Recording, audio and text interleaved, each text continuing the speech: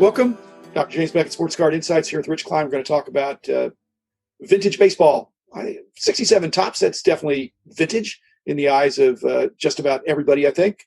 And it's a great set that Rich recalls, I recall. It's a beautiful set. But first, thanks sponsors, Topps, Panini, Upper Deck, especially Topps for producing that excellent set. And Mike Stadium Sports Cards, Burbank Sports Cards, Heritage Auctions, Huggins & Scott Auctions, Beckett Media, Beckett Grading, Beckett Authentication, and then ComC.com. 67 Topps, iconic set, some really key cards in there that probably maybe doesn't touch Panini and Upper Deck that much, but it's certainly all the others. I think people would be delighted if somebody walked into their store or walked up to an auction and said, I've got this, this monster box or whatever of 67 Topps. That'd be a pleasant look, don't you think? Well, the cards are so beautiful. I think it's pleasant, as long as they're in reasonably nice condition. They don't have to be mint. Even VGX or better would be gorgeous. The photography is really good. It works well. It reminds me of the 57 set in a lot of ways with how good the photos are in the background. And the backs are very readable. I think people would just like looking. And I've written about, one of the great things about ComC where I work is you can do a virtual tour of the 67 set, front and back, and you'll have all the images to your heart's content, and you can really enjoy the beauty of the set that way.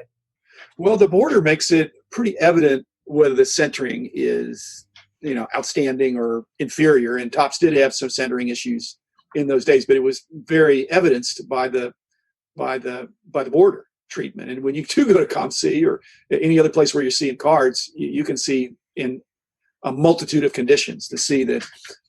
One of the questions that generated this, Rich, is somebody, Craig wrote in and asked about what about the brownbacks? And I went, well, I'm not sure what you're talking about, the brownbacks. And then he showed me that there was kind of the more white cardstock back. The back of the card is whiter, and then then there was the same card in like a slightly lesser grade of cardstock. Again, it's the back, so there's no finishing to it. It's not laminated in any way. Have you thought about that? I've never thought about that, but it reminds me when you bring that up about the late 70s, where Topps was probably still using one or two different printing presses, and like the 80 Topps Supers with the white backs that got replaced by the gray backs when they printed more. 79 football has, I believe, what they call cream-colored backs compared to white backs. There are other years where the backs are different. I mean, OPG 73, 74, I think, has what I call light-colored back and dark-colored backs in every card. So this is that would not be a unique phenomenon to have two different colored backs. The question is it two different colored backs because of printing, because of age of, being out and about and being handled, or what are the reasons that could be that you have differences in the backs looking like that?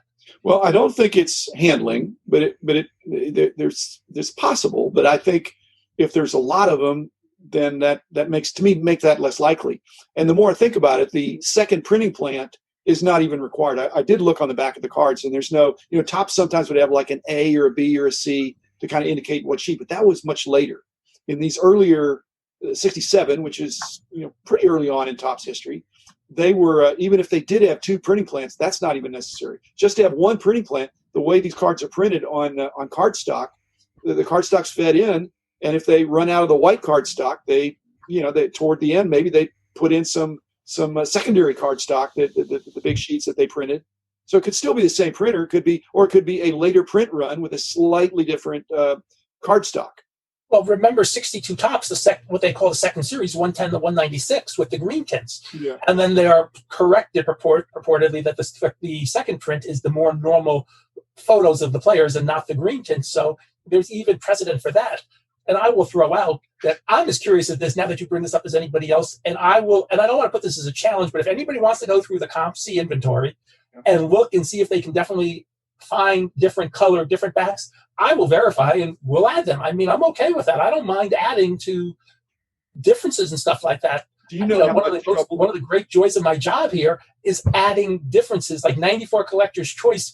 There's like 10 cards of up close and personal that have a white border on the bottom or a black border on the front bottom. That's fine. The more we add to the collecting universe, the better on this. So, hey, go at it. Be careful what you ask for, Rich. I mean, this Dean guy that's got all those cards stored remotely, he's got every card in every condition up there. And what I've noticed from ComC, it's not simple to flip to the back. You have to do it individually for a card. You can't look at all the backs. So you'd have to go in individually and flip it. Let's just say that I have some inside advantage on that, and we'll leave it at that.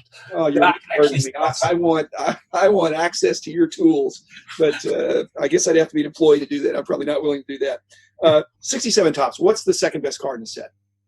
Well, to me, the best card in value is obviously the Tom Seaver rookie. That's obvious. What's second best? To me, it'd be whatever card, the photo I like off the top of my head, because I'm just a big fan of his. I love the full face photo of Jim Bounton is the first card that I pictured doing, when you asked me that. Okay. It's just one.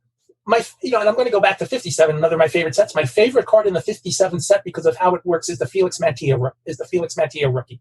To me, just how the card looks and that's the beauty of 67. There are so many cards that are just beautifully look like that they really dug in and they really did it. One of my other favorite cards is 254 Milt Pappas, where somehow they left the facsimile signature off the card.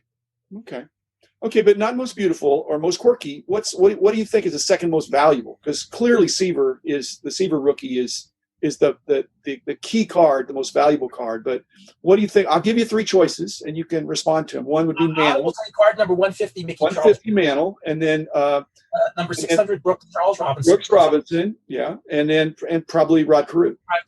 Those would be three. I mean, Clemente's great too. Card number 400. 400 is correct. Yes. Yeah. Anyway, but so I did a little bit of homework on this because I knew we were going to do this, and I found out that in the very first price guide from back in 1979, the value of the Brooks Robinson was greater than all those other guys put together. Yes, because Brooks Robinson was a shortage such a shortage. I think it still is. He was recognized as being the toughest of the high numbers, whether it is or not. There may be others that are tough as well, but its price. And then even in the second year, same thing. The Seaver had gone up the value of the Brooks Robinson was a substantial part of the value of the complete set. And just as I'll give you a quick story. I used to pass on 79 Rod Carew rookies at 75 cents because they were too easy to find.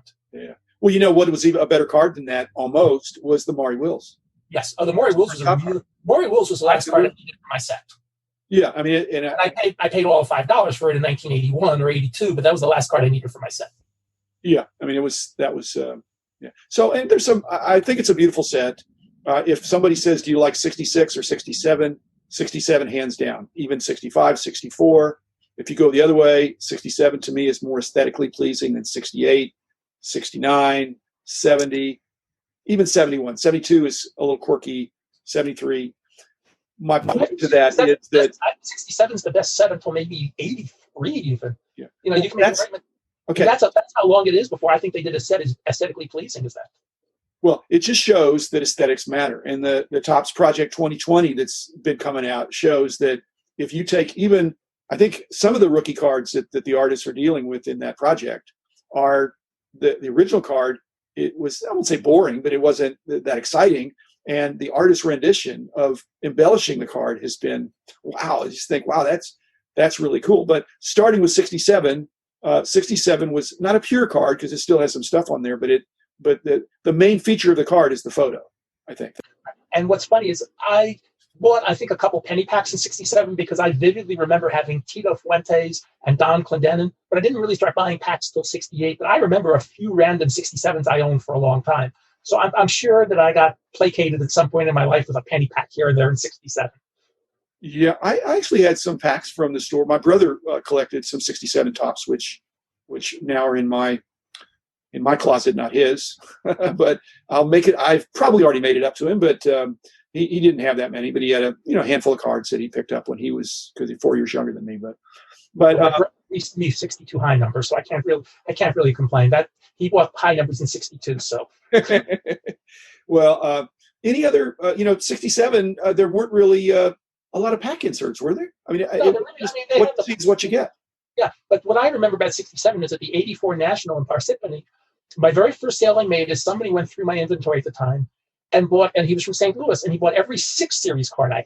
Because it's one of the interesting things is St. Louis did not get the 6 series, but they got tons of high numbers. So people would go to the St. Louis big show each year just to look to get a lot of 67 high numbers, because that's where you would get them, because with the Cardinals winning the World Series that year, they probably delivered more high numbers, but for whatever reason, they didn't deliver the 6th series there. And one of the key cards in the 6 series in terms of toughness is number 485, Tim McCarver, which was a Cardinal. And, we touched upon him when we talked about Euchre and Garagiola, and he's the third of the Cardinal triumvirate of catchers that became announcers. But that's a really pretty card, as I'm thinking about it. I believe he's squatting, and it's a really pretty card. And you realize in St. Louis, that was probably as valuable at the time as the Brooks Robinson was in Baltimore. Well, yeah, I think I've already told the story, so I won't repeat it. But I remember being at a show in Kansas City in '76 or something like that, maybe '77. And your newfound friend who you split the high numbers with. I had to split it with a guy that said, I think I'm interested in those too. But it was 66 and 67 high numbers. But there weren't any next. So I've always thought that the next to last series, actually in both those years, is also tough. Maybe not as tough if you look at the whole country, but like I said, certain parts of the country, the regional distribution, that's a really interesting aspect of what Topps did in those days. It surely wasn't an exact science. I don't know that the retailers asked for more cards or they just shipped them, but there had to be some thing that made it a little bit random, that not everybody got everything. One of the problems I remember in the early price guide days was the fact that there was some criticism over complete set prices compared to some of the individual cards. And I think 67 Topps would really epitomize that. It was a tough set to put together. And yet if you bought it as a complete set, you'd get a discount. Did the East Coast guys complain about that too, or was it? Complain might not be the right thing, but I know by the mid-'80s, our mutual friend Lou Lipsett used to do a wonderful newsletter. And in his newsletter, he would actually do the math and do what he called the break factor, where if the set was, to make the math simple, if the set was $1,000 and the cards added up to $1,500, your break factor was 1.5. Yeah, and if the break factor got high, then you broke the set. If the break factor was low, you'd sell the complete set. Yeah, and we used to track that. But I didn't know Lou. That's great. Lou was very innovative and ahead of his time in many respects, and a pretty amazing collector as well. And a great researcher. He did so much. Absolutely, the original old judge. Well, like I said, I didn't have that much firsthand knowledge, but I do know that when I see some 67 Topps, I have a good feeling about that. Like I said, if somebody was more so than 66 or 68, I'm not trying, the older the better for me, but I think the 67s, I think the 67 Mantle is a better card than 66 and 68. 69 is special. 65, I think, is also. 65 is one of the toughest, it may be the toughest Mantle of 60. Yeah. So, yeah. Any last thoughts about the 67 Topps? Yes. You're agreeing that's best set of the 60s? It's the best of the 60s. And as I said, 62 was the first set I completed. I did basically what they call today a master set. 68 was the first set I dug into full time. As a young kid collector, I really dug in full bore and bought a lot of packs.